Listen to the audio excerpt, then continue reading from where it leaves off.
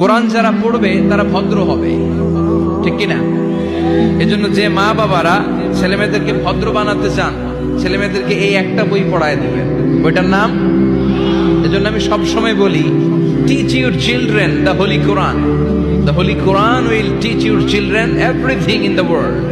আপনি আপনার ছেলের শুধু এই কোরআনটা শিখায় দেন, এই কোরআন আপনার ছেলের গোটা বিশ্বটা শিখায় দেবে, ঠিক কিনা?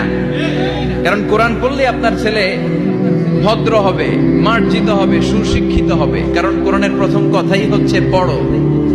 কোরআনের প্রথম কথা কি? মুসলমানদের না পড়ে উপায় আছে?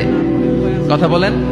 আপনার যখন মন ভালো থাকবে আপনি পড়বেন, আপনার মন খারাপ তখনও পড়বেন। সুস্থ আছেন পড়েন, অসুস্থ পড়েন, দেশে আছেন পড়েন, দেশের বাইরে পড়েন, মারা যাচ্ছেন তখনও পড়বেন, পড়তে পড়তে মরবেন, ঠিক কিনা?